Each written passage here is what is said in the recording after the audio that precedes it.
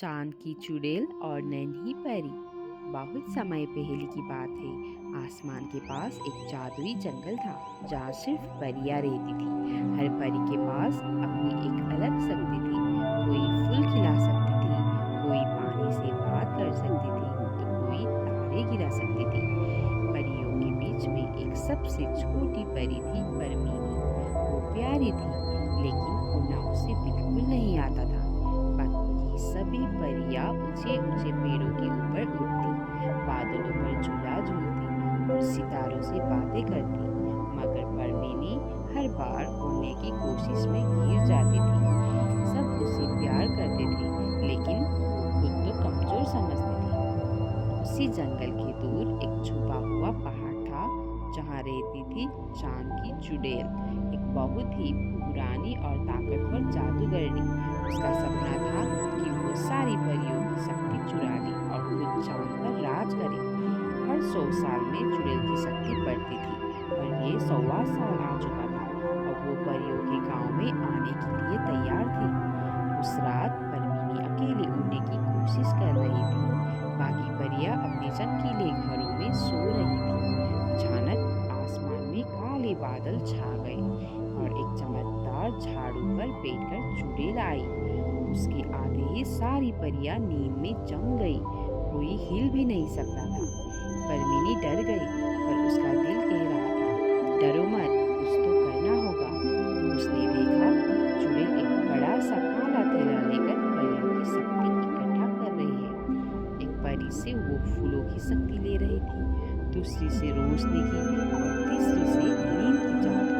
परमीनी ने एक सूखा पत्ता उठाया और उस पर कुछ जादुई शब्द बोले, जो उसके परी दादी ने उसे सिखाए थे। सच्चे दिल से जो करे काम, उसका ही जादू करे सबको सलाम। अचानक वो पत्ता चमक उठा और उसमें से निकली एक छोटी सी रेखा जो सीधी चुड़ैल की ओर बढ़ी। चुड़ैल चौंक गई। परमीनी ने अब उड़ने की कोशिश की। इस बार वो गिरी नहीं, वो हल्का सा ऊपर उठी। थोड़ी डरी, पर फिर मुस्कुराई। मैं उड़ रही हूँ। परमीनी अब चुड़ैल के थैले के पास पहुँच गई और देखा कि उसमें सारी परियों की शक्ति बंद थी।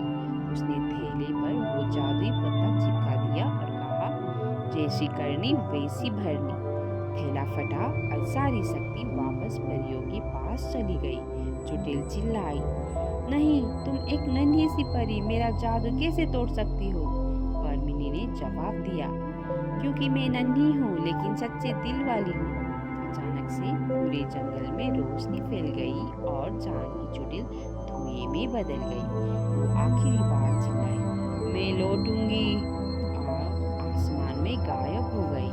अगली सुबह जब सारी परियां उठी तो सब कुछ पहले जैसा था, लेकिन परमीनी अब सबकी हीरो बन चुकी थी। सबने मिलकर कहा, परमीनी, तुमने अकेले हमें बचाया।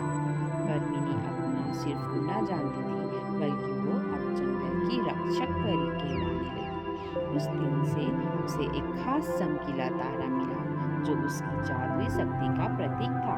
और जब भी कोई परी मुसीबत में होती, परमीनी की शक्ति से उसे बचाने पहुंच जाती।